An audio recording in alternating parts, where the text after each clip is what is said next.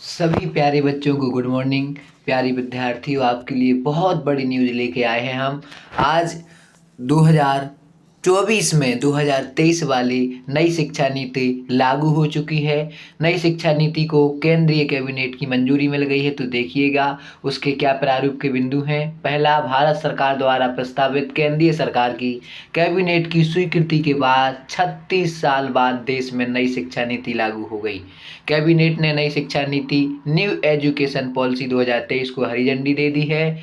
34 साल बाद शिक्षा नीति में बदलाव किया गया है। नई शिक्षा नीति में क्या बदलाव है, आप ध्यान से देखिए बेटा।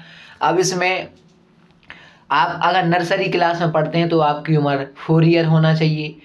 केजी में पढ़ते हैं, JR केजी, सीनियर केजी में पढ़ते हैं तो 5 साल 6 साल, फर्स्ट में आते हैं तो 7 साल, सेकंड में आते हैं तो 8 साल, और उसके बाद आपकी 6 7 8 में 9 10 11 ये आपकी उम्र आपको दिखाई दे रही होगी। यानी अगर आप इस प्रकार से 9th में पढ़ते हैं तो आपकी उम्र 15 साल होनी चाहिए। तो इस प्रकार आपकी आप देख सकते हैं उम्र का अंदाजा यहाँ पे दिया गया है।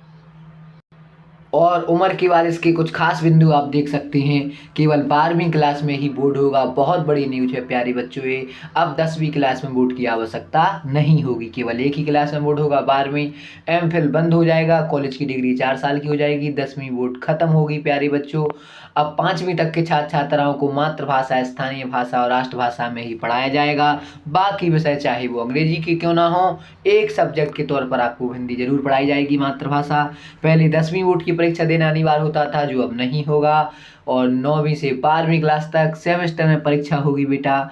स्कूली शिक्षा को 5+3+3+4 फॉर्मूले के तहत पढ़ाया जाएगा। वहीं कॉलेज की डिग्री 3 और 4 साल की होगी। यानी कि ग्रेजुएशन के पहले साल पर सर्टिफिकेट, दूसरे साल पर डिप्लोमा और तीसरे साल में आपको डिग्री मिलेगी। 30 साल की डिग्री उन छात्रों के लिए है, 3 साल की डिग्री उन छात्रों के लिए है जिन्हें हायर एजुकेशन नहीं लेना है। वहीं हायर एजुकेशन करने वाले छात्रों को 4 साल की डिग्री प्राप्त करनी होगी। 4 साल की डिग्री करने वाले स्टूडेंट 1 साल में MA कर सकेंगे। और अब सबसे बड़ी खास न्यूज़, MA के छात्र अब सीधे PhD में प्रवेश कर सकेंगे और स्टूडेंट के बीच में कर सकेंगे दूसरा कोर्स। ऐसा नहीं है कि आप दूसरा कोर्स नहीं कर सकते। हायर एजुकेशन 2035 तक ग्रॉस एनरोलमेंट रेशियो 50% हो जाएगा। वहीं नई शिक्षा नीति के तहत कोई छात्र एक कोर्स के बीच में अगर कोई दूसरा कोर्स करना चाहे तो पहले कोर्स से सीमित समय के लिए ब्रेक लेकर वो दूसरा कोर्स भी कर सकता है। हायर एजुकेशन में कोई भी सुधार किए गए हैं। सुधारों में ग्रेडेड एकेडमिक, एडमिनिस्ट्रेटिव और फाइनेंशियल ऑटोनॉमी नाम आदि शामिल हैं। इसके अलावा क्षेत्रीय भाषाओं में ये कोर्स शुरू किए जाएंगे। वर्चुअल लैब्स विकसित किए जाएंगे।